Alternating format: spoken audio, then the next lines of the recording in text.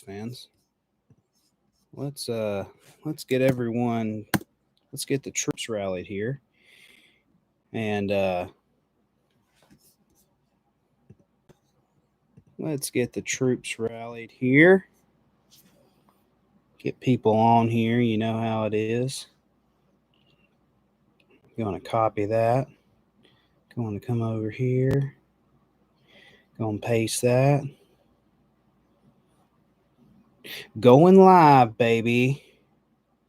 Somebody's going to be watching this the next day and be like, this is so boring for the first however long. This is what happens when we do impromptu, lives. We takes a while to get them going. So just scroll, take that little thing on the bottom and scroll there. And if you're watching it the next day, and you'll get to the live. Just bear with me as we get going here. Gotta post it on all the Hey, what's up, Mr. G? Good speaking with you earlier this week as well. Give me just one moment here. Let me post on all the social medias that we're going live. You know how it is. You gotta let everybody know these things. Okay. Let's put this on the Instagrams here.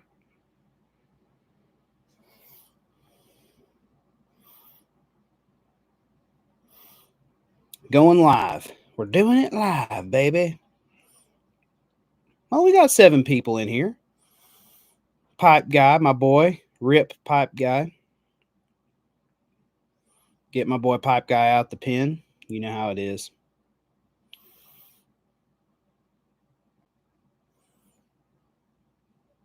Hold on. I'll answer that in just one second here. Okay, race fans.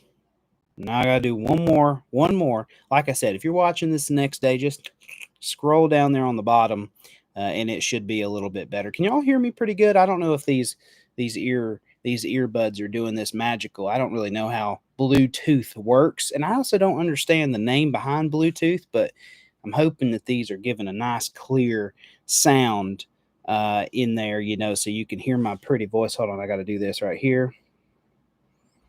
Okay, now I got to go over here. We gotta post the link. If you know what I'm talking about, y'all got here too fast. All right, race fans, I'm about to be done here. Here we go. Cool, awesome. Let's get started. Well, there's 12 people in here. And that's enough to get the party started. Welcome to the 45 Live. The 45 Friday Night Live, as we call it. Sometimes these are impromptu. Sometimes I just say, hey, I got nothing better to do on a Friday night than talk to a camera, really, and watch people message me on the magic box here. So we're going to talk about 1911s. That's usually what we like to talk about here. Sometimes we do deviate a little bit and talk about some other John Browning related subjects. But I'm going to tell y'all, I have been really loving this 45 Prime Elite hard chrome, the polished hard chrome, baby. That's just something special. It really is, especially these American Holly grips. That just really ties everything together. Real nice fit gun. You hear that? Oh, good stuff. Yeah, good trigger. This gun hasn't been shot though. You can mostly use it for shows. And speaking of shows, just letting y'all know, Alchemy Custom Weaponry and Cabat Guns will be at SHOT Show 2023. 2024, we were already at SHOT Show 2023. That's my bad. But 2024 is where we're going to be at SHOT Show. And guess what? We are on the top floor in the Venetian. If you don't know what that means, well, the SHOT Show tier list of kind of importance to the NSSF, if you will, is determined by where you are and how much you pay in the booth, right? And so we've always kind of been in the basement, right? You always dream of grandeur, of getting it out of the basement, and we are out of the basement. We're gonna be on the top floor of the Venetian with all the sinful and soulless striker fired companies, and I will make it my mission to be an absolute menace to them. They will they will rue the day that they let Eli Duckworth and Alchemy Custom Weaponry on the top floor. It will be a lot of fun. But let's get into answering some questions. If you have questions, you have general 1911 topics, especially if they're related to Alchemy Custom Weaponry, please send them in the chat. Send them in the chat. This is a great feature. You know, I can chat with you. And people can read it. Now, if you are watching this the next day and you're watching it within the first 24 hours of the next day, you do need to know that for some reason YouTube takes 24 hours to get the comments going. So if you're watching this and I end up looking down, like we have a question here from Mr. G, I'm going to answer, and you're like, oh, what is that? What, I can't see the chat. Wait 24 hours. The chat will show up and you will be able to see the chat. So let's get right into it. Mr. G, can I get a flat aluminum trigger on the high cap from you guys? That is in development. We are still working on it. There are some qualms with doing a flat trigger on that gun with that grip module and doing it properly. So right now you can only get the STI style trigger, but potentially maybe one day we'll do a flat trigger. I know that when we did the prototype, I have a Quantico that we kind of use as a prototype gun, and it has a flat trigger on it. I remember it was an absolute bastard to fit that trigger to that grip module, to that gun. So in the spirit of trying to keep everything kind of going smoothly, we're trying to find a good trigger to mate with that grip module, and once we do that, we may see what we come up with. But for right now, it is the STI style trigger, which I will show you right there. Oh, look at that. Look at that. Bead Blast Blue Quantico high cap. Really, really gorgeous gun. Just hear that. Can you hear that? Oof. Man, that's what a good feeling gun sounds like right there. Good feeling gun. And I really do think this new grip module is something special. This isn't my personal high cap here. This is one of my marketing high caps, but I do really, really like the new grip module. I don't have it on my personal gun yet, but I probably will. It's just more aggressive. The big thing is, if you know me personally, I'm just a big fan of aggression in general. I feel like you can't have enough aggression in your life. And so when it comes to my texturing, I definitely like that to be pretty aggressive as is. I'm a big fan of 20 LPI, 17 LPI, 15 LPI. Most people aren't. I get it, but this is definitely a lot more aggressive than the current high cap, or excuse me, the previous high cap grip module. And so I do appreciate that. As a bit of a BDSM, I don't know the word. It starts with the M. Machovinist, maybe. I don't know. Maybe I'm saying something weird and sexual that I don't really know what I'm saying. So maybe I should stop saying it. But, the kind of BDSM, I kind of like the pain there. So I'm all about having a little bit more aggressive texturing on my grip module. Okay, here we go. What about an aim point acro plate? I want to use this pistol for duty. We don't have the aim point acro plate as something we're doing right now. We are pretty much sold on the RMR SRO optic plate. There are a lot of things we want to implement. Definitely we want to look at different optic plates down the road, but there are a lot of things that need to come before that. And here's what people need to understand.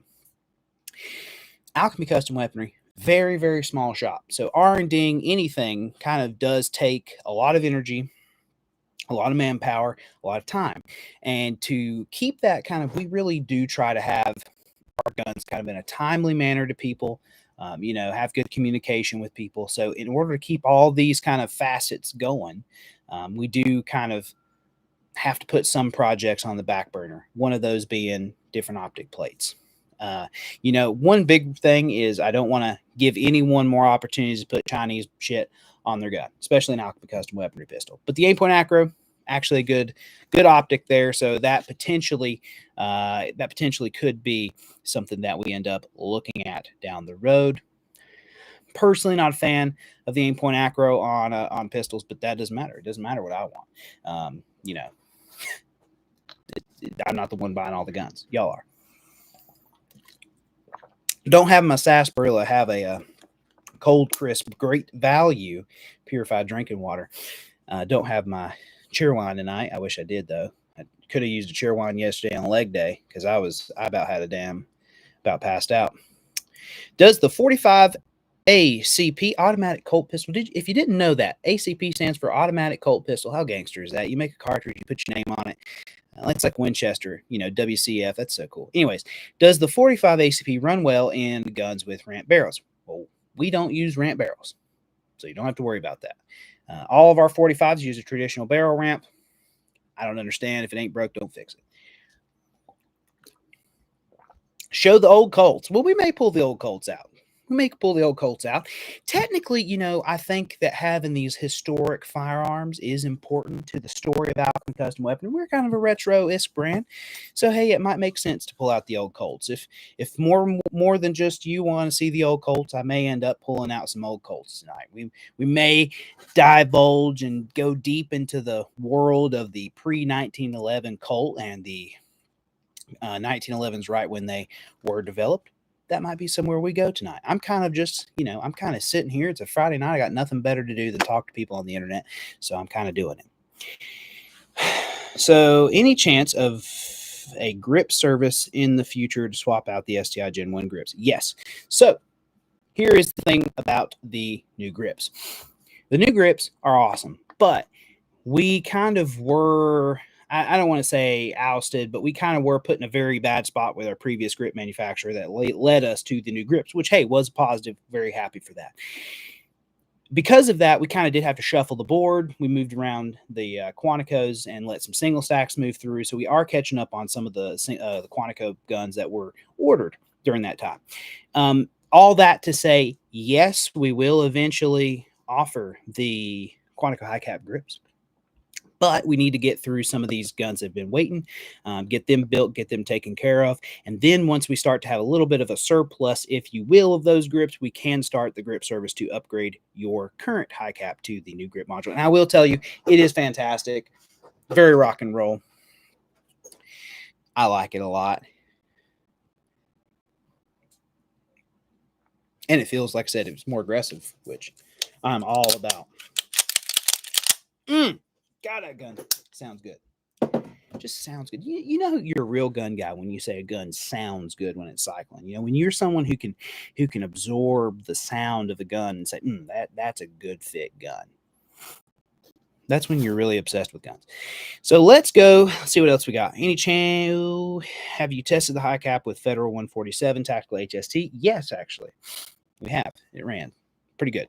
Your magazines are always going to be important. If you start to get cheap magazines with the STI style guns, that will become a problem. I always suggest in the magazines, watch here, Staccato G3 mags, our tuned mags, the Alchemy Custom Weaponry 2 mags, or the Duramag mags, which I actually really like because they're black, like my soul. Thought I was going to say something else. Well, that's not black. It's very much white. Will the price of pistols go up after the new year? I haven't got any plans to raise prices on pistols, to be honest. So, I mean, I'm not the one who makes the final say, but as far as I know, no, they're not going up. Thank you for asking about the old Colt. The manufacturer 1919 Nighthawk Colt needs to stay on the desk every 45 Friday. It needs to be a recurring guest. Yes, well, here's the thing. It's Alchemy Live, right? Can't have the Nighthawk Colt sitting there, even though it is a fantastic gun. And, a lot of people really latched on to that gun when I did the video with Jake because it is a really cool idea. Take a old Colt and have it rebuilt by whoever rebuilds it. But Nighthawk was the one I chose when I was just graduating college, and it's a great gun. So we may have to pull out the old Colts, maybe not that one, but some old Colts nonetheless. How are your lead times looking for the Quantico high cap? 4 to 6 months, still right in that ballpark. Thoughts on the full-length guide rod versus the GI guide rod? I actually have a lot of thoughts on the full-length guide rod versus the GI guide rod. A lot of thoughts. I don't like the full-length guide rod. Now, a lot of people might sit there, you're right, but it put weight in the front. The spring won't bunch up. I'm going to tell you right now, I've shot a lot of 1911s in my day. I've never had one. I can't tell the difference when I'm shooting a full-length guide rod unless it's like a full tungsten guide rod or something crazy to that effect. But most normal full-length guide rods, I don't tell the difference in recoil impulse. 1. 2, I've never had a spring kink up. Now, is that to say that a spring can't kink up? No. But I've never had a spring kink up. I am, in fact, the kinkiest thing that the 1911s have ever encountered. Not the springs. But no, I don't care about a GI guide rod. I think it kind of ruins the look of the gun. I have guns with GI guide rods. Some of them I don't care about, changing. Some of them I do change. But you also can't. Need a little sippage there. You can't do this with a full length guide rod. Watch it. Oh, come on now. The Seagal check, baby. It's the only way to go. That full length guide rod, and honestly, that's the why would you want to take that feature away? Well, I can't understand why. Can't understand why. But yeah, the full length guide rod doesn't do anything for me. Some people like them. Some people see them as an upgrade to the pistol. Oh, that pistol has a little bit, more special sauce because of full length guide rod. Okay. If John Moses Brown wanted the damn thing to have a full length guide rod, he'd have gave it to him. Okay. Moving on. Can't wait to see the Cabat. Y'all are going to lose it. I actually do have the new Cabat right here. Right there. Okay. It's off screen. Can't see it, but I do have the new Cabat right there. Right there. That's the new Cabat. It's going to drop on Monday. Okay. Can't show you right now because work would get really mad. Nick would be very upset with me. But new Cabat right there. It's literally like, here's my hand, right? There it is right there. See hand? There it is. I'm just going to keep teasing y'all with it. Okay. And, but yeah, it's right there. I do have the new Cabat. Boom. Okay. You should reach out to the Los Angeles Sheriff's Department and get on the approved 2011 list. I believe you'll be added. Hey, I may do that actually. I actually have a lot of customers from LAPD area, LA area. So maybe we need to work on that because that would be cool. Also, I like the full length guide rod because both the FUDs and the Tactards tell me I shouldn't. Actually, I'm going to be honest with you. I think tactical people tell you need a full length guide rod, and most older 1911 guys tell me I need a full length guide rod. So I feel like you're wrong in that sense, just because I have people who are super tactical that tell me I need a full length guide rod, and then I have super boomer people, which there's nothing wrong with that, tell me I need a full length guide rod, and I'm kind of like, but John Browning. That sweater is incredible. Yes, so this is the Christmas sweater for guns.com this year. I usually get a Christmas sweater from them every year. I don't really care about Christmas, but it's a opportunity to have tanks. And yeah, 1911 kind of on I don't actually know what that is. It might be a Beretta 92.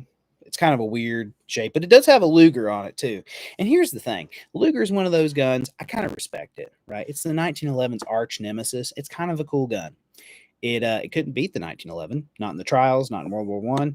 It wasn't even really in World War II, but still, its predecessor lost that one. But still, the Luger is a cool gun. How does ordering work? Half down, then half when complete. Yeah, we have like 25%, 20% down, and then the rest when the gun is ready to go. Bada bang, bada bang. Pretty easy to do with. Don't care about Christmas. That's most un-American as not having a ring hammer in your class carry. Here's the thing. Like Christmas from the birth of the baby Jesus, but all the gift giving, all the lights.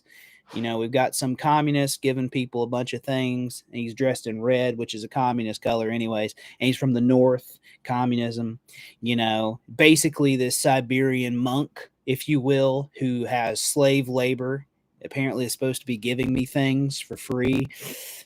I don't know, man. Doesn't sound very American to me. Sounds like a communist manifesto. Not my thing.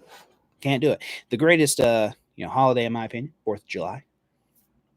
Gonna have to say that, but I do appreciate the baby Jesus part of the Christmas aspect, but all of the other things are kind of annoying, except for Elvis Christmas. Elvis Christmas music just, it's the best, man. Like, I could literally be like, do not put any Christmas music on, but I promise you, if you put Elvis Presley Christmas music on the radio, rocking around the Christmas tree, I'm gonna be jiving like that. My hips are gonna start turning. I'm all about some Elvis Christmas. We just went on a very weird path there. So, okay, here we go. Back to the questions. Prime or Quantico for the first Alchemy product of Quantico, should I do a high cap or just standard? This would be a daily carry and shot a crap ton. Yes. So my first Alchemy was a Quantico high cap. Actually, I got it about a year-ish before I started working for Alchemy, which is pretty interesting. You don't really see a lot of people in this industry who have been invested in the brand since before they actually, started working for the brand. Most of the time they didn't have, XYZ gun until they started working for that company. So I was really fortunate. I had a Quantico before I started working for Alchemy. So I was very passionate about the brand even before I started working for the company. That being said, even though the Quantico High Cap is probably my favorite shooting handgun ever of all time, it's insane. 2, one of my favorite guns I've ever carried. And 3, just an absolute gangster pistol. I think you should do the single stack for your first gun. Now, I kind of have a rule where I think that the Prime Elite, which this is, I'm going to keep pulling this up. I got several other Alchemy, so let's just bring these all out so we can all, see there's Alchemies. Oh, look at the color case. Oh, that's a charcoal blue gun, actually. Look at that. Oh, we'll put that one over here. Ooh, square guard, baby. I love me a square guard gun. We'll just right there. So I actually think that the Prime Elite is one of the best ways you can start out with an Alchemy. First of all, value. This gun starts at like $35.99 or whatever, like $3,600.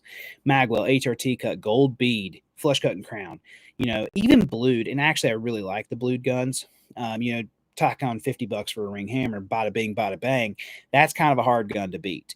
And I really think that's a great way to start your Alchemy journey. I really do. If you're just dead set on needing a weapon mounted light, which, hey, all about that. Apparently on the Facebooks, they are not. Facebook got into this crazy argument about weapon mounted lights last night, which is nuts. But, if you're someone who says, hey, I don't have to have a weapon mounted light, the Prime Elite is kind of the gun. It's got a lot of gun for the price. And I really do think it's just a fantastic little pistol. Great gun to start with from Alchemy, kind of our flagship gun. And definitely think that is the way to go. What am I doing? I'm going to keep that right there. That might be a great first Alchemy. Every day is Christmas when you collect 1911s. Damn straight. I actually have 3 1911s at my FFL right now waiting on me. Super pumped for them. And then I have one 1911 that's like going to be so epic. It's an old gun. It's a one of one. It is going to be so insane. Yeah. So anyways, it can never be made again. It'll never be reproduced again. So I had to buy it. But I've got 4 guns essentially in transit. 3 of them are at the FFL now. So I know how you feel. I'm addicted to 1911. I can't help it. Single stack Prime and 45 for your first one. Timeless. Hey, yes. Prime Elite. I think you get more value in the Prime Elite unless you just don't want a magwell. Then go the Prime route. If you're going to carry the gun, I highly suggest a magwell. So definitely think about that for your first gun. What is Alchemy cooking for 2024? I'm going to be honest. We're really going to develop the brand in 2024. I think we're at a crossroads. Now, a lot of people keep telling me that because of me, Alchemy is now going downhill. I actually think the numbers would suggest that Alchemy is going uphill. I don't think it's because of me. It's because we have a great team. We have a great work ethic. We have a great product, and we have great customers. So thank you for allowing our company to progress dramatically in 2023. And I think 2024 is going to be a pivotal year for Alchemy. We do have this is going to be the first year of a full schedule of resto mods. So we have some really cool resto mods that will be coming out. We're shooting. Don't hold me to this. Okay. don't hold me to this, but we're shooting for 4 resto mods next year, 1 every quarter. We hopefully will have 2 to 3 new products coming out, hopefully have some apparel roll out, hopefully have some parts roll out.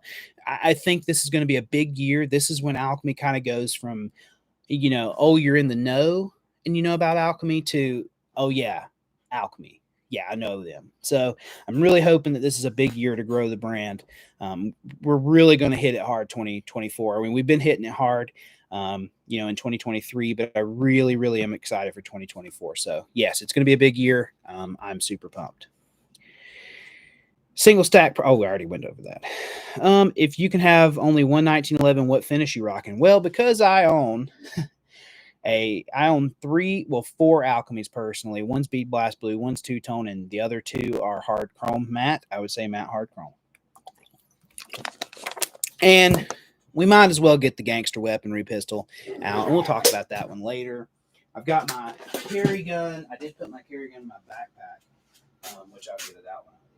But let's pull out Mr. Gangster Weaponry here. Oh, look at that. Look at the sweater. Look at the swag. Look at the P08 Luger on there. It's crazy. You got to lose 2 world wars to get on a Christmas sweater these days. Oh, looks pretty good. But yeah, matte hard chrome is kind of the sauce. That's kind of my weakness, I mean, I like everything. Don't get me wrong. Bluing is sexy. Polished chrome is sexy. Matte bluing is sexy. Alchemy 1911s are sexy. They just are sexy pistols. Like, yeah, that's good. I'm just going to tighten it up for now. So we'll talk about this gun in a little bit. But yeah, matte hard chrome is exactly what I would do. It's the greatest finish, in my opinion. Is it a super consistent finish? No, it's old school. But it's old school. It works, and it looks sexy. And it literally looks erotic. That matte hard chrome could be a centerfold, and I would just be like, and have to touch myself inappropriately. So there we go. Wicked ugly sweater. Awesome. Thank you. This is from guns.com. Just in case you wanted to pick yourself up one from guns.com. Alchemy is not sponsored by guns.com, and guns.com does not know anything about us. So this is just for fun. What is the ring hammer and ring cut for the high cap? Please explain. The ring hammer and ring cut for the high cap. Mr. G, I'm going to be honest with you. I don't know what you're talking about. Please do elaborate. Maybe I'm just having a stroke, or maybe my wiring harness has kind of come unstowed here. I don't know what if you can elaborate on that. I know what a ring hammer is. I'm kind of trying to figure out how to, it's a hammer that has a ring on it. But the ring cut, I'm not 100% sure what you're referring to. So please elaborate that. 5-inch or 4 1/4 for a first gun. 5-inch government model. Okay. If anyone tells you a 5-inch gun is it's hard to conceal, you should go with a Commander. I mean, I carry Commander a lot. I carry a 5-inch gun a lot. I'm going to tell you, very little difference. It is it's a 4.25-inch barrel versus a 5-inch barrel. It's a 3/4 difference. Okay. Now, for most of us, 3/4 of an inch, a lot. That's a large amount. Okay. Makes a difference. For 1911s, I mean, in shooting it, you will notice a difference too. And carrying it, I don't really notice a difference. So there you go. Your Steyr hat, is that for Christmas? When I think Steyr, it reminds me of the bad guy. Obviously, a Christmas duty. So I will tell you my dirty little secret. Big fan of the Steyr AUG. Okay. Now, listen, I get it. I'm like the anti-European, anti-polymer, anti-weird guy.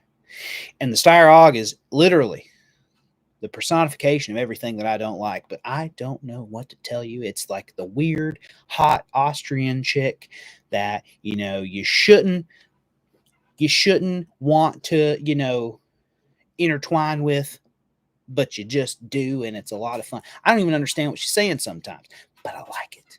Okay. So that is where I do kind of have a little bit of sin, when I have to walk into the Browning confessional and they say, what are your sins? I really like the Steyr AUG.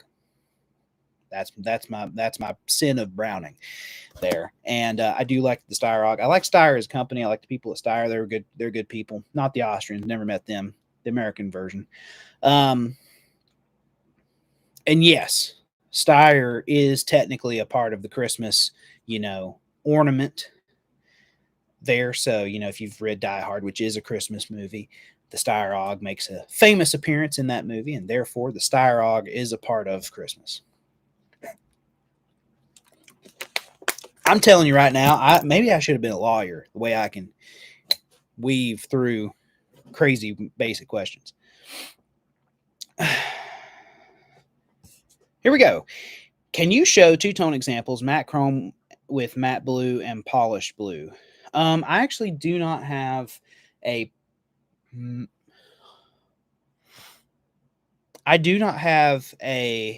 matte blue slide gun. I only have my Combat Limited, which is a polished, and then this compact, which is polished blue over chrome.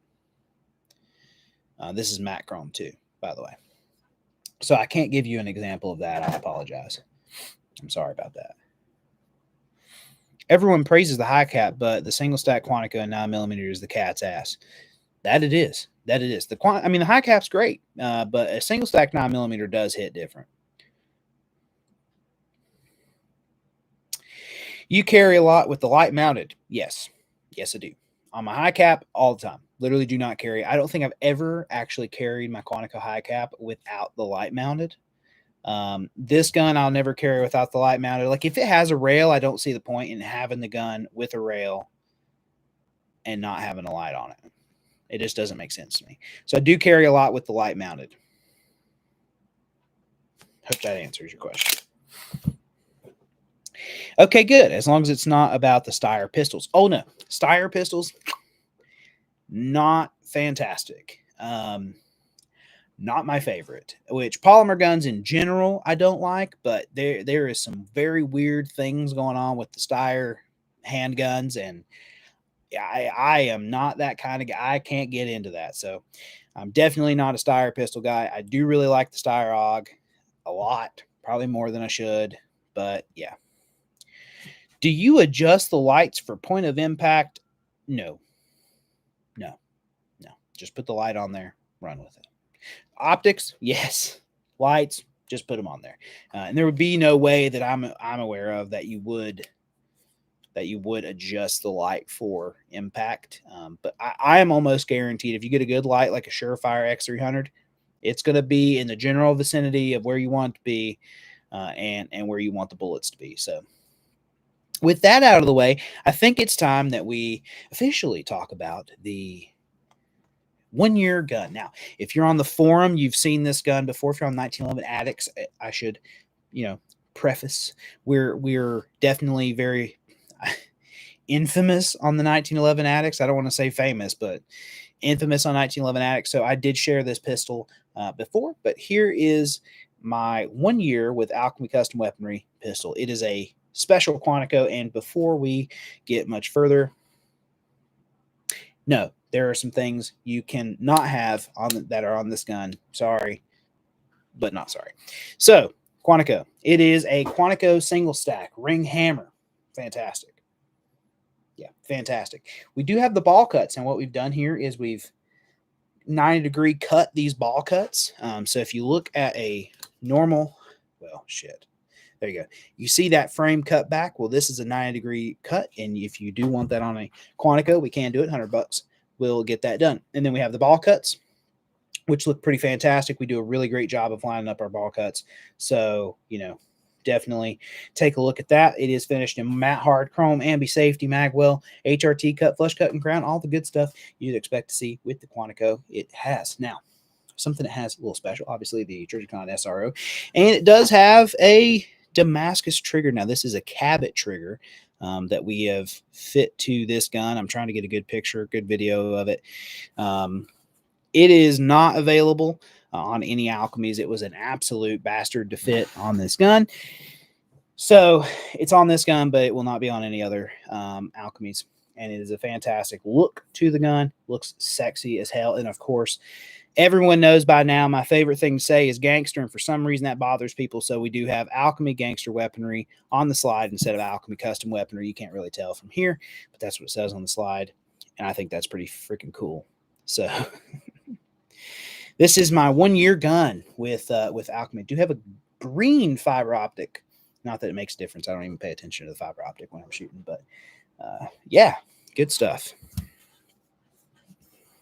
Olight, yes or no? Please, dear God, do not buy an Olight. Even if you don't have an Alchemy, do not buy an Olight. This is your daily reminder. Do not buy an Olight. They are not great. The end.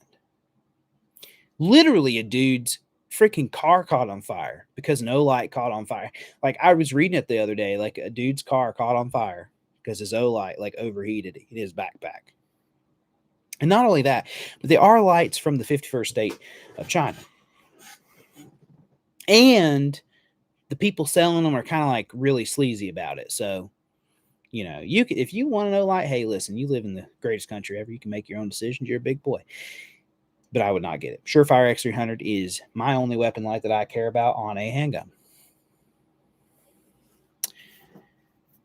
Okay, what's a good configuration for first 1911 to carry, 945, length, brands, models? Well, obviously, brand, Alchemy custom weaponry. If I were you, this is a great gun right here. And again, this is prefaced by, do you want a light or do you not want a light for carrying? But if you want to just true blue 1911, boom, hard chrome, you definitely want that for carrying. The only thing I would change about this gun is having an ambi safety. I think that's very important on a carry gun. I'm sure a lot of people will argue with me there, but an ambi safety. And then, and I actually like having a bigger paddle on the other side because it definitely, when you are using this gun offhand on drills or in, you know, life, the bigger paddle on the opposite side will come in handy. Anyways, so I would get a Prime Elite 45, add the ring hammer and add the ambi safety, and probably even some Quantico G10 double diamond grips, honestly, if you're going to be carrying it every single day. 45 obviously is the way to go. If you are worried about price or you just have a lot of 9mm, also a great option, but 45 is what I would start out with. Of course, that's going to depend on you. The steel and black colorway is so sweet. Yes, it is. Olight on a 1911 is like a M203 on an M4, except for the M203 on the M4 actually looks cool. If you put an Olight on a 1911, it looks pretty bad. Abandon Facebook for Twitter /X. I think that the brand Alchemy Custom Weaponry would do better on Twitter /X because we're kind of, you know, I don't know, unhinged sometimes. The quote that I heard from a customer client today was that, and they didn't know that they were writing and I was going to be the one reading it, but Eli is a monster. We need more Elis in this world. And it's because I kind of don't give a crap. We're not one of these companies that lets people push us around, you know, and we do like to cut up and joke around. And if you don't, that kind of isn't really, you know, you may not be a good fit. You know, can we be professional? Anyone that's dealt with me 9 to 5 or even after, for anything customer service related, sometimes not even customer service related, just people reach out to Alchemy, you will know that I'm one of the most professional people in the world. But when it comes to social media, we got to stop taking ourselves so seriously. Social media is just for fun, and I'm going to continue having fun on social media. So what's the difference between stainless steel and hard chrome? Well, you really can't even make the difference. Stainless steel is the actual steel is stainless steel. Hard chrome is carbon steel that's been coated with hard chrome. So hard chrome is a coating. Stainless steel is the actual material in which it is made of. We don't really fool around too much with stainless guns. The majority of our guns are carbon steel. Cabat does a really good job with stainless steel. Look at this. Check this out. Talk about stainless steel. Look at that. Serenity. This is the Cabat Serenity here. Lots of stainless steel there. Even the grips are made of stainless steel, which is pretty cool. But you can kind of tell the difference. You know, maybe not, honestly, on camera. Can you? But hard chrome, in my opinion, is a lot brighter. It's brighter than stainless. unless you had polished stainless, but hard chrome is a pretty awesome finish. Eliza G, thank you. It's hard being a G. It really is hard being a G. In this day and age, because everyone's just so offended by things. You can't. And I'm like 25. My generation's supposed to be the generation that's super offended. Like I'm supposed to be the one that's like making up shit like, oh, you don't have your pronouns in your email address, so you're obviously a bigot. No, screw it. I don't care what you call yourself. I ain't calling yourself that. If it looks like you might have something dang, I'll call you a girl. But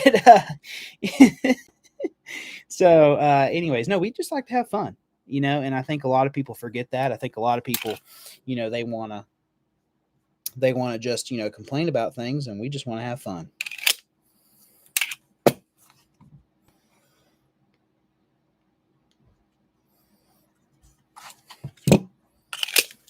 Oh yeah, this is a good feeling pistol. God, I love the Quantico. Hard chrome's the way. Does the matte hard chrome show wear as much as blued? Oh, no. Bluing will definitely show more wear than matte hard chrome, just so you know. Way more wear. Way more wear. Not even close. Hard chrome's your hard use finish. DLC's also there. To me, not as gangster as hard chrome, but if you like a black gun, that's the way to go. What weight does Alchemy set the triggers at? Between 3.5 and 4 pounds. That's pretty good. They usually break in around 3.5, 3.25. So just keep shooting your gun. Just placed my high cap order. Well, that's awesome. Sorry I can't put it in right now, but we'll definitely get it put in. We are excited to have you as a member of the Alchemy Custom Weaponry family. You will love your gun, and I will be reaching out to say thank you personally, not just over a live. When I finally put that order in, which will probably be Monday, I might try to actually take a weekend off. We'll see. That may not actually happen. Very rarely does it. We got 40. Let me tell you right now, 45 people on a live that I literally just was like, "Hey, let's go do this." It's pretty cool. I'm super glad that y'all came out to watch me ramble about 1911 and 1911 related things. It is one of my great joys to share the love of John Moses Browning with everyone on this planet. And you know what's interesting with 45 Friday, I had a lot, and I'm telling you, I wish I could show you my email. So many people from other countries that are messaging me, and they're saying, oh Lord, did we lose audio? I just saw audio problem. Can y'all hear me? Somebody tell me if you can hear me. Help. I need somebody. Help. You can't hear me. Shit. Well, how about this? Let's just dump these. Oh, so some of y'all can hear me. So the ones that can't hear me, it's your fault, not mine. Okay. Back to my story. Okay. All right. Y'all can hear me. I get it. Back to my story. So I had so many people from foreign countries asking about how Alchemy exports guns. And the best part was, like, they were all so funny with like saying something like, hey, like, I want a slice of that American freedom. Like, I want a, high testosterone boost, and these are foreigners, right? From South Africa, from Europe, from Norway, from some other places too that are on the map. And I just think that's so awesome that, the Alchemy brand has now become kind of the quintessential American. Like, I want people to think this is what an American's like. Okay. Christmas sweater with tanks on it, toting a 45, mustache, driving a 1963 Galaxy, and not giving a damn about no European sissy pistols. That's the American way. Eating way too much breakfast foods. You can never eat too much breakfast foods. That's a ridiculous statement. Okay. I have a Colt Nighthawk custom being worked on. That's awesome. My first true custom will be an Alchemy Prime. Hard chrome, ring hammer. Can't go wrong with that. Thanks for answering my question. Got to go. Work. Hope to see you next stream. Audio is fine. Thank you so much, sir. Have a great day. We appreciate your business. Appreciate you being a part of the family. Have fun at work. The ones that can't, just use more hand signals. In 45 ACP, of course. 45 ACP, you got to do it. Could you help me find a sidecar holster for the 1911 X300 and SRO I've been looking forever? Yes, I can. Yes, I can. Hold that thought. Hold that thought. Sidecar holster. There. Okay.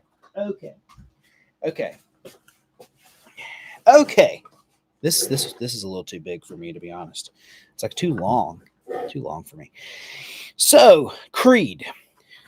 This in the De los Muertos print from you get a lowrider, you start learning Spanish. No, I'm just kidding. Print that also says Team Bougie on the side, because sometimes that's how I feel, is from LES Concealment. This is actually for my Quantico high cap. Now, preface. Okay, you're looking at that. You're like, oh, that's not going to fit a single stack. You're correct. You can get this that will fit a single stack pistol. And I actually use, just to show you, this is ordered for my Quantico high cap with an X300 and a Trijicon SRO, and boom, it fits a single stack. Okay.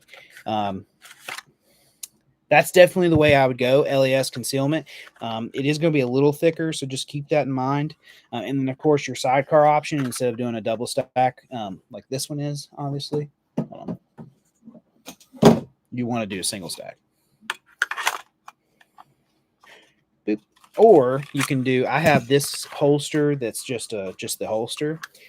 And I do have, let's see here. Oh, yeah. I do have one of the, I think this is LES Concealment, one of their like little inside the waistband mag things that you can have separate. So I hope that helps. That will be your best route to go. LES Concealment is one of my favorite. I think Nick likes to use Tenacore. I actually like using Tier 1 concealed too. But LES Concealment is what I use all of my weapon light holsters for. I don't know how that happened, but that's how it happened. Yeah, of course. Oh, and hold on. Hold that thought, Creed.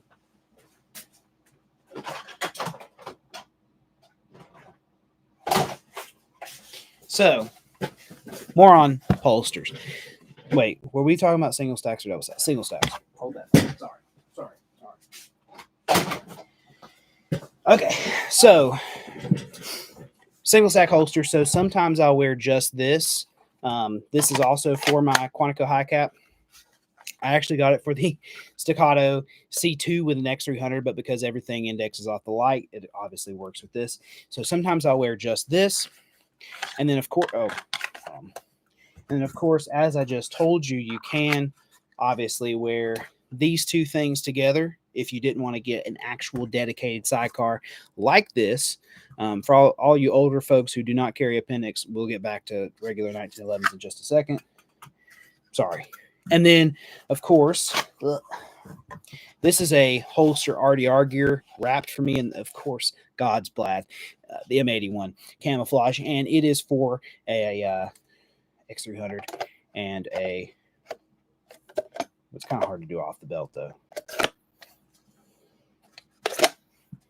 So, Kydex does want to leave its mark. That's no big deal. Just run it and there you go. So this is from RDR Gear. It's a modified holster. Comes out really clean. Hope that helped. That's for your battle belt though. See the fork on the back.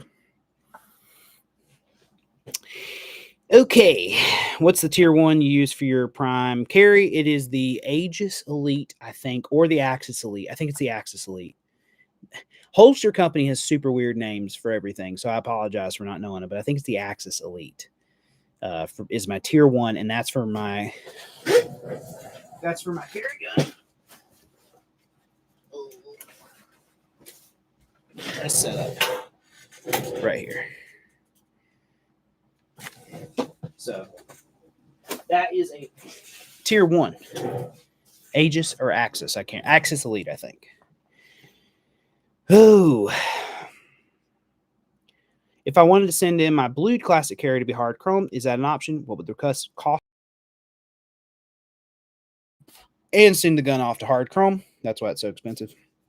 $99 round trip shipping. That's insured up to $75,000. I can't count that high, but that's how high it's insured. So I can set you up with that. Give me an email at Eli, E-L-I, at cabotguns.com. Thank you, sir. And we'll help you out with that. Alchemy makes badass 1911s. Hell yeah, we do. Thank you for saying that. I appreciate that. I appreciate that. Shit, I didn't hit a noti this was on. You didn't get a notification this was on. Shame. Please flog yourself 7 times with Cat of Nine Tails. What's your favorite personal 1911? Probably my Combat Limited. I don't know though. This Quantico is probably up there too. It's either between this Quantico and my Combat Limited that I have. I can't really decide between those two, but it's one of those two. Eli, can you talk Nero versus Quantico? Yes, kind of. Here's the thing. I don't really like doing the Cabot versus Alchemy thing because it's really not worth talking about, in my opinion, because the Nero is still very space age, still very, the process in which it's made is different. Everything about its conception is different, although the two guns do look very similar on, at first. But, it just comes down to what you want. If you want really classic styling just with the rail, very classic traditional hand fitting, very classic traditional options of finish, the Quantico is kind of your guy. Okay. But if you're wanting a little bit more space aginess, the Nero, and also if you're kind of into the Roman thing, everybody's all been out of shape about Roman Empire these days. It's named after the Emperor Nero.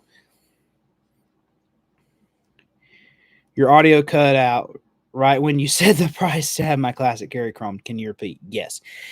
To send your classic carry in, it will be to have us strip the finish, prep the metal, send it to hard chrome, will be $750. That, and then it'll be $99 round trip shipping, insured to $75,000. So that is the price to get your gun. I hope that went through. I'm only seeing the Staccato C single stack holster. On LES, it's okay. No. Don't worry about doing single stack holsters. These holsters that I just showed you that I put a single stack in, right? Okay, single stack this holster. Boom. That is for a double stack Staccato.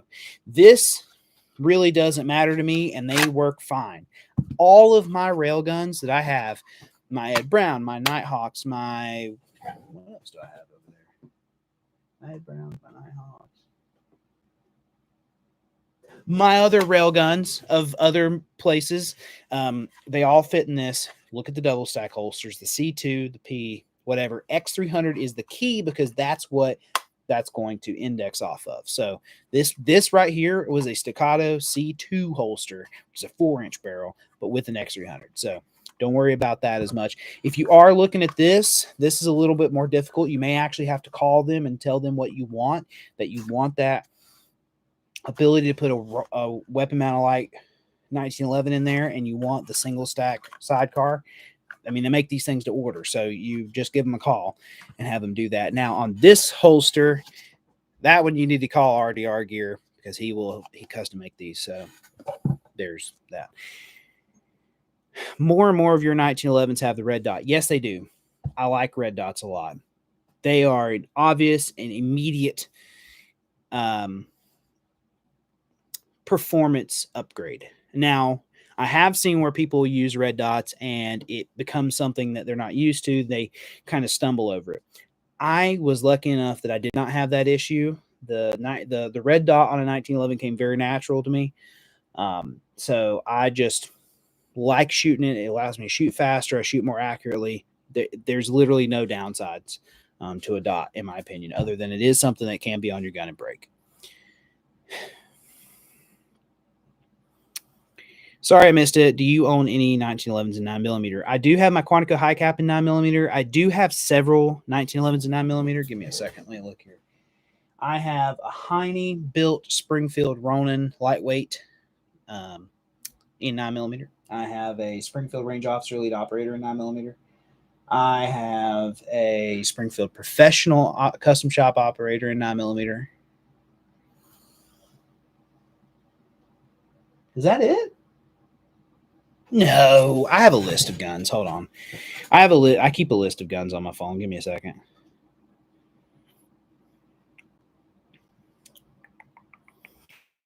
Nine millimeters. Okay, I have no Colts, of course. I have the Cabat Rebellion, which is up getting a red dot cut. We just talked about that. I do love the Cabat Rebellion.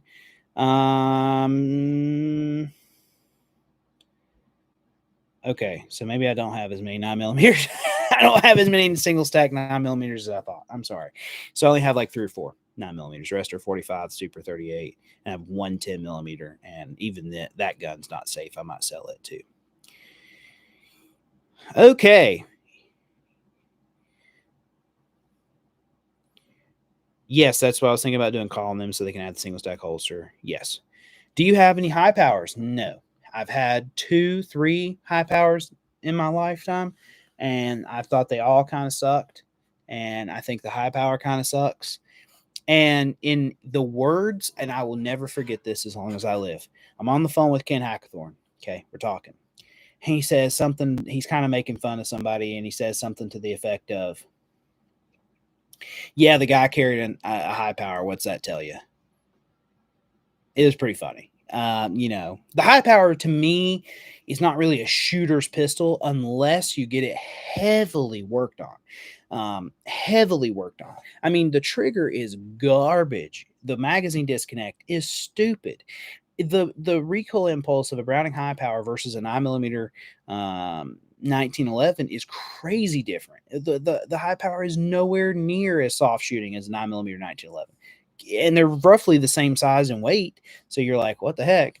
The only advantage the high power has is the fact that it has a little more bullets, a few more extra rounds, Everything else kind of sucks.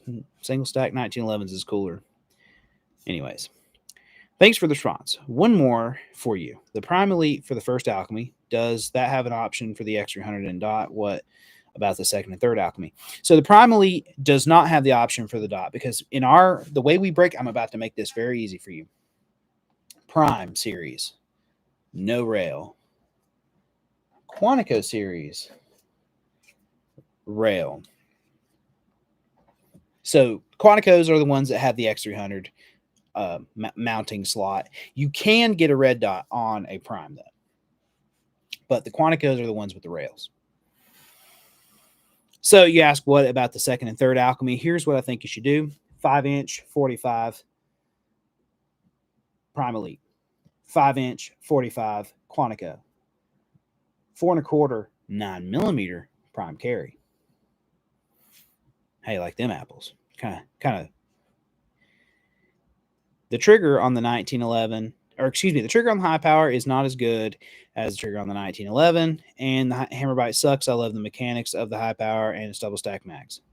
Have you ever tried Walther steel frame 9mm, either the Q45 or new PDP? No, because European handguns do not bring joy to my life. Only American made steel.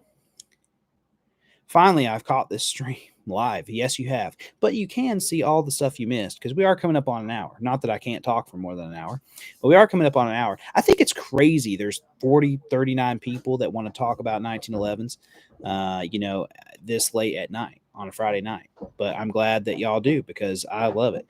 Thoughts on the Prime. Thoughts on the Alchemy target, which I assume is the Prime target. So the Prime target, where are we at here? Where is my Prime target? My Prime target is, where is, oh, there it is. So the Prime target, I think it's kind of a misunderstood pistol. Okay, because the way that it's kind of been portrayed on the website is that of, hey, it's a target gun, right? You can only use it as a target gun. And I don't really see it that way. To me, it's the way you get an old school 80s vibe 1911 with modern performance. It's a square guard gun. You can get it with or without the adjustable rear sight. It's all up to you. But the Prime Target's probably one of my favorite guns that we offer. I think that it's absolutely fantastic. The square guard looks fantastic. You know, of course, you can do the rear sight. You can do a fixed sight. You can do a gold bead in the front with the fixed sight. There's a lot of options. But these with a ring hammer just scream 80s, especially if you do a two-tone on them. So, you know, this is a really, really cool gun. I think that people sometimes kind of like, oh, well, it's just a target gun. And no. This is used to be what a combat fighting automatic pistol looked like in the 80s. And I think that that's a really cool way to go about thinking about the prime target. Don't think of it as a target gun. Think of it as a retro 80s fighting gun. And I think you would like it a little bit more. I think it's crazy there aren't more people in here. In the people's defense that aren't here, this was one like advertised 10 minutes before we actually went live. So there's that. And two, it is like 10 o'clock on the Eastern State. Yeah, it's 10:40. It's almost 11 o'clock. So, I mean, I get why more people aren't here. But they can watch it tomorrow. You know, it's all right. Thanks for answering my questions. Have a good night. Hey, you have a good night. Thank you for asking good questions. Red dots and rails welcome in the future. Yes. You know, but here's the thing is I'm not a man who says that, you know, okay, this is cool, but, you know, this isn't cool, because I think this right here, square guard, you know, the Bomar rear. I wish I had a ring hammer, of course, but I think this is just as cool as, you know, the more modern 1911s, you know? So I kind of like to appreciate both sides of things, but I'm also the kind of person who in one breath will carry a Quantico high cap, in the other breath will carry a Colt 1903 pocket hammerless and 32 automatic. So I like a little bit of the old and the new, and that's kind of how it is. Can you get the square guard checkered 70s, 80s style? No, I wish we could. We can't. Sorry. Got a cruise. See you, Eli. And chat. Stay safe. You too, sir. JHC. They broke into John Wick's today in LA and stole one of his 1911s. Oh, boy. That sucks. I hadn't heard about that. We have reached an hour, and so now I think we can. If the 37 people left on the chat would like leather options for the Quantico. I don't know. I don't think the Quantico belongs in leather. You know, we can have a lot of people who are going to freak out that I said that. But this gun, it's a Kydex gun. It's a hard use gun. I don't think leather and X300s look good. I don't think they are right together personally. Okay. And everyone's about to get real mad at me. But I think the Quantico is best in Kydex. You know, your Prime Elites would look great in leather. But I don't know. I don't really like doing a leather holster for a railgun. Just doesn't make sense to me. So here we go. Now we can go two options, chat. Okay. We can go two options here. We can. On one hand, we can continue talking about Alchemy custom weaponry 1911s, which we totally fine with me. Or we can talk about old school pre-1911 stuff, some historical stuff. It's totally up to you. And we've reached an hour, so, you know, I don't have like an obligation that an hour is kind of the point, but we can talk about just some random stuff now. We've gotten through a lot of Alchemy questions. If people have more questions, we can obviously address those as we go. But if you would like to talk about the other things, we can also do that. ACW 1903 win. I don't know. It would be dope, wouldn't it? Here's the thing. I'd love to do it. I would love to do it. Like, no one has to tell me twice. Like, if somebody said, hey, we're releasing a 1903 tomorrow, are you down? Are you in? Yes. Yes. And all the yes. I think it's a fantastic platform. I think the gun's cool. There's some stuff that you have to do to the gun to make it really, really, really, really, really safe for modern carry. But yes. And wait, hold on. There are two questions came in through. Novak gun as the base, copy, paste, profit. I agree. I told somebody the other day, we have the formula of the perfect 1903 Colt. It's just, and you know what's funny is we'll talk about that gun a little bit, but in a little bit. But the Novak Colt, I'm actually taking a pocket rocket class with Commando Bond. If you don't know who that is, he's on Instagram. He obviously shoots the guns that Bond shoots. And so he's going to be taking the pocket rocket class with the Beretta 418, which is a 25 auto, and the Walther PPK, which I believe is his is a 380. And then I'm going to be using my Novak Colt 1903. So that'd be pretty fun. Probably have the oldest gun there. Why don't you drink liquor? I just don't believe in alcohol. I don't think there's anything wrong with people drinking alcohol. I just never will, never want to. Just don't really believe it's something I need to do. And I'm going to be honest with you. Between guns, cars, and women, I spend way too much money as it is, and I do not need another facet in which to burn money. Okay, so it only seems expensive to me, and it almost never actually results in anything positive from what I've seen. So I do typically avoid alcohol. Not typically, I always avoid alcohol for that reason.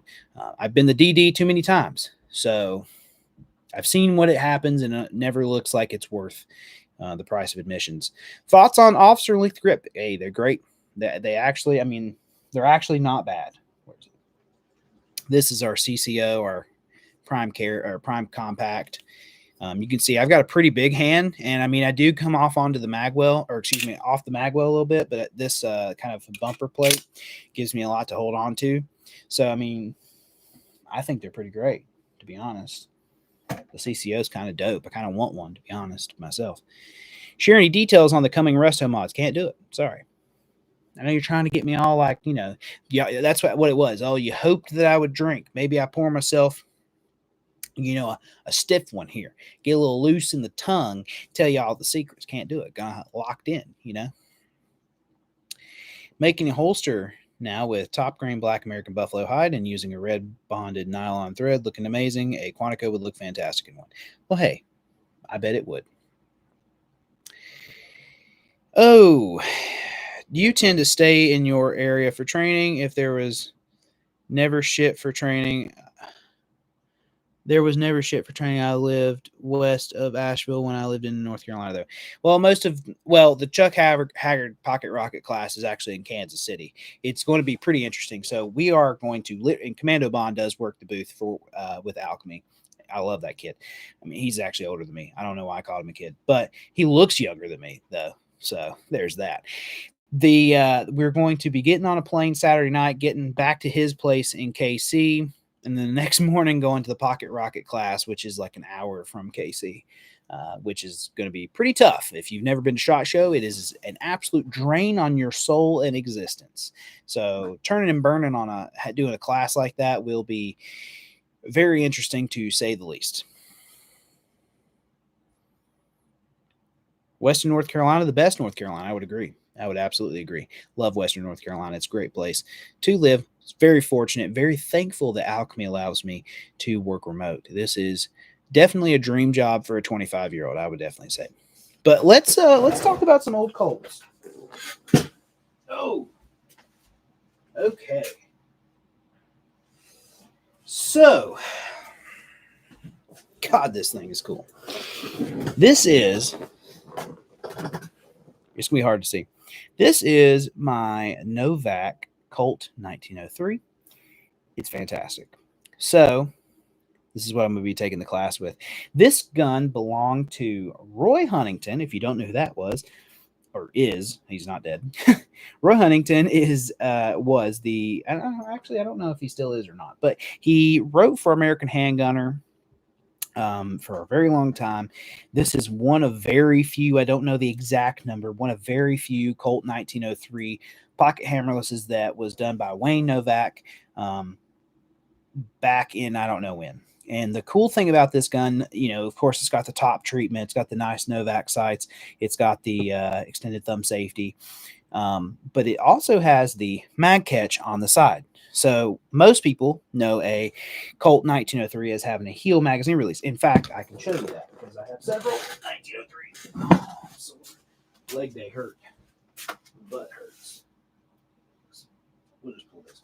The 1924 example because it's a Type 3. My other one's a Type 1. So we'll stick with the Type 3.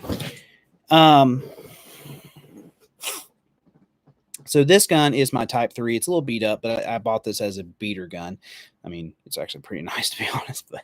But anyways, the It's actually got a little, yeah, there we go. So if you notice here, to change the mag on a traditional Model M, as they call them, but in 1903, you would use the European style Hill magazine release, and then that's how you change your magazines.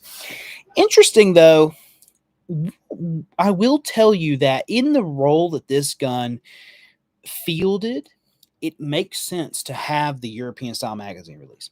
When you put this in your pocket, you do have to worry about potentially hitting the magazine release, which is proud of the frame, okay, as it should be, and potentially popping the magazine out from being locked into the gun. With this, that's almost not even possible. So it does make a lot of sense why John Browning went to this style magazine release. Also, given the time in which this gun was designed, that was kind of kosher. But well, it's Hanukkah today, and I said kosher. Look at that.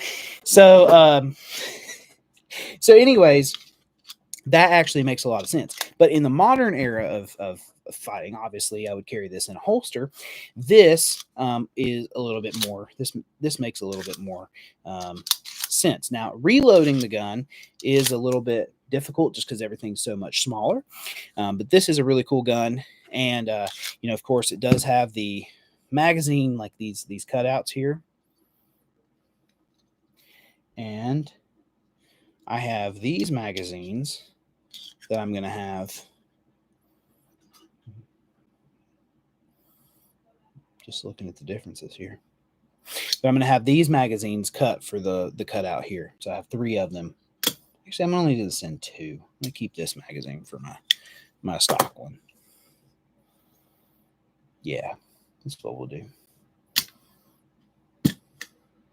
So anyways, it's pretty cool.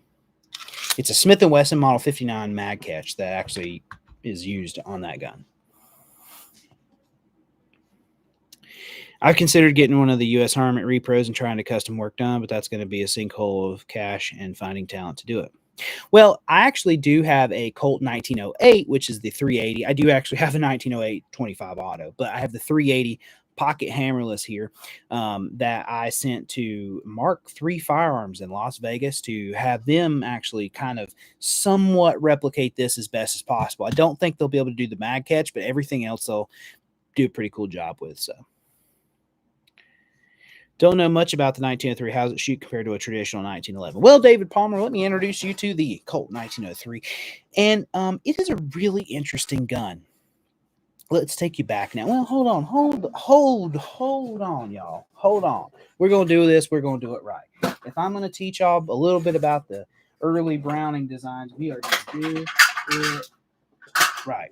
Okay, we're going to get all this modern shit out of the way. Even this. Let's put this right here. Let's grab this. Let's grab this. Grab this. We're going to do this. We're going to do it right. Y'all buckle up because class is in session about Browning's early 1911. Is this my 1916? Oh, nope, that's my 19. That's my 1916. Forgot I put them in order. So, here we are. Ladies and gentlemen, boys and girls, let me take you down a path of John Browning's genius. Here we go. So, this is a Colt model 1902 military. Now, this is going to be kind of a hard one to demonstrate because I don't have all the guns, but honestly, for a 25-year-old to be able to give you this many examples, we're going to take that as a win. So, in the late 1800s, John Browning is looking for, he's really starting to get the semi-automatic thing going. He has really jumped on that with rifles. He's jumped on that with, now he's trying to get with handguns. And he releases the FN Model 1900 for FN. Now, if you don't know this, John Browning had kind of split the world. John Browning and his brother had split the world in 2, essentially. Colt would take care of the North American market and actually Britain and Ireland, interestingly enough. And then FN, Belgium, would take care of pretty much Europe and the rest of the world. So with that, Browning could kind of sell designs to both companies without really, crossing borders. But like you really didn't see Colt going into like Germany at the time and selling 1911 or excuse me 1900s or we'll get into what they were selling. So this is a tale of two very different thought processes, and it's really interesting how it goes on. Sorry that I'm kind of all over the place. On one hand, you had Colt, and Colt has always been after the Marshall handgun. They were always from the very beginning of Browning's journey into the semi-automatic handgun. Their main goal was a Marshall handgun from John Browning to use for the United States military. FN, on the other hand, kind of wanted a more personal pocket carry gun. So in FN in 1900, you have the Colt model 1900, which is very similar to this thing. It's a 38 ACP dual link system, full dust cover. Very, very cool gun. So the model 1900, we won't get into any of the like crazy intricacies, sight safeties, or anything like that. But the model 1900, for Colt, where they were pushing that for the military market. The FN 1900, which Teddy Roosevelt actually carried a very bitchin' engraved version back in the day. The FN 1900 went to the European market and was sold more on a commercial basis. Now, of course, FN 1900s were sold to the militaries in Europe, but it was more of a commercial success. Now, here's the thing you have to think about. When you're going for a military contract, if you don't get the contract, you really don't get money. On the civilian side of things, you can kind of just sell to civilians. So Colt was watching FN sell the shit out of these FN 1900s. And they were like, shit, we kind of want one of those too. Interestingly enough, FN is like, I don't know what a Belgian accent sounds like. Can I just make them French? I mean, they're kind of like French people, or they're like Germans. We would like the Marshall handgun for the militaries. I don't know if that's what Belgian people sound like, but I've never actually heard a Belgian person talk. But anyways, so the Belgians wanted a Marshall handgun, and the Americans wanted a concealed carry handgun. So in 1903, and again, there were some other guns that came out in the meantime. You had the actual 1902 Colt. This is a later production model. You can tell by some of the features, but the same model of gun nonetheless. The 1902 Colt military would come out along with the Sporting the next year. And then the 1903 Hammer, which is a slightly smaller version of this in 38 ACP, and also the 1903 Colt. Now, funny enough, if you've ever heard of the FN 1903, it looks a whole lot like the pocket pistol that Browning has for Colt here, but with a slightly longer barrel. Here's the thing. European militaries were not as concerned with like a handgun as they were American, or as American militaries were. So like a 32 ACP handgun for martial use was kind of like, oh, okay, that's fine. For the Europeans. For Americans, not a chance. Not about that. So basically what Browning did was he developed the Colt 1903 to essentially field two different contracts for the cross world. On one hand, you had a gun you could sell to Colt, or Colt could sell to the commercial market and civilian market. Very, very, very popular gun. Almost, I think over around 500,000 of these guns were ever produced. Very, very, very popular gun, and I believe produced up until 1945. So got a good run there. But he makes it a little bit bigger, sells it to FN, and that's kind of the FN 1903 military pistol.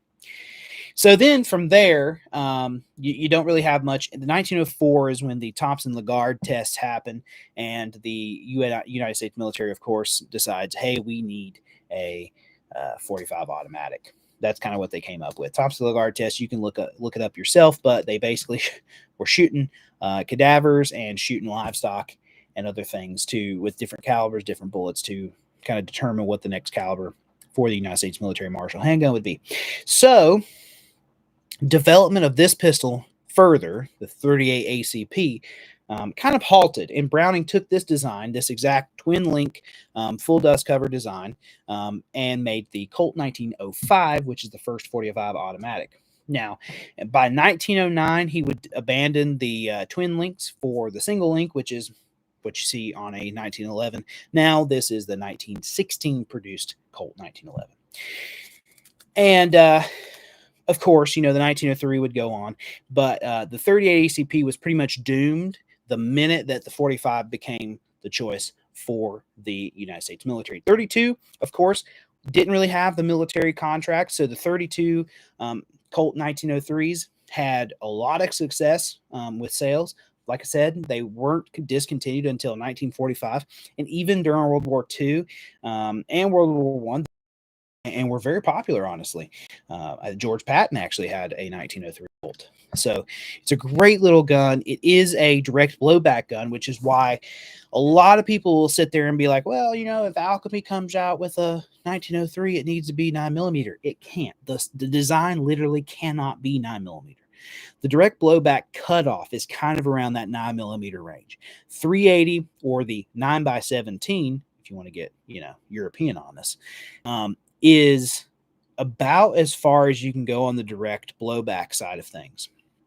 Once you go past that, it starts to get pretty squirrely. Walther tried to do it with the PPK, and they realized really quick that probably was not a great decision to do, and so they abandoned it. So these guns can really only be 380 or 32, just based on the direct blowback side. The name pocket hammerless, and I know we jumped all over the place, but I'm coming back to it. The name pocket hammerless is kind of deceiving in the fact that there is actually a hammer in the gun. It's a single action pistol. You cock it, you put it on safety, you're good to go. The hammer is just shrouded. Now, keep in mind that at the time, most Browning pistols had a spur hammer or something to that extent. And so this having a concealable hammer is pretty cool. Browning also, if you're familiar with the FN Baby Browning, he built one of those for Colt as well, which is hilarious because basically he's double dipping at this point. Browning is literally designing guns and selling them to two parts of the world that aren't allowed to sell in each other's territory, and he's basically selling the same gun. So the Baby Browning, which is the FN gun, is essentially a Colt 1908, and both of them are 25 auto. And I do have one of those here in the box, actually. And these are just really cute little pistols, and this one's in very good condition. Color case hardness still in great condition. It's got kind of like this trench sight here, which is hilarious. I mean, honestly, like you're not aiming with this. Honestly, I can't shoot this. I physically cannot shoot this gun. It is too small for me to shoot, but it's damn cool at the same time. So these are really, really cool pieces of history. Like I said, 1908. This sometimes gets confused because there is a 1908 pocket hammerless that's in 380. And then you have the 1908 vest pocket, which is in 25 auto, which is what this is, little 25. I've never shot it because I literally cannot shoot it. It's way too small for me. Oh, yeah. So that is a lot of John Browning history that we just ran through.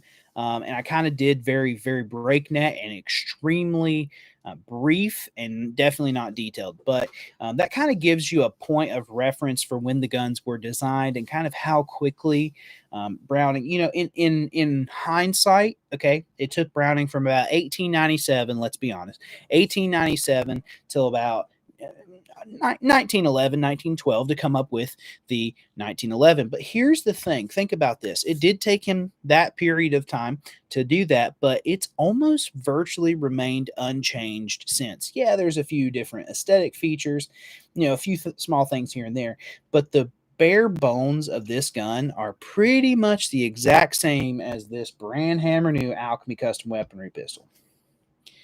Like, you think about this. The guy who owned this gun in 1916, you could swap him out this gun, and he would literally know how to work that gun top to bottom, nothing different. He'd be like, man, that's a lot tighter fitting. Damn, I like that hard chrome. He probably wouldn't know what hard chrome is, to be honest. But it's just a crazy thing to think about. Browning is so freaking awesome. Literally the best designer of handguns and rifles and shotguns ever. What about the John Browning shotguns? You like those? I have two John Browning shotguns. I actually have the Winchester model 1897. That one is a police riot gun, 20-inch barrel. And then I have a Winchester model 1912. Both of them are 12 gauge. That one's a field barrel. So both of those guns are cool. Browning obviously made the Auto 5 famous, and then the Superpost shotgun, which is incredible. That was one of his last designs, the Superpost shotgun and the Browning High Power. Two of Browning's last designs, so really cool history there, and very cool guns altogether. So, yeah, that was a lot of kind of just word vomiting Browning stuff. So with that being said, hey, I'm going to open it up. Last minute questions. If you have any questions, you have anything you want me to answer real quick, let's go ahead and get those questions out. And then I'm probably going to call it a day.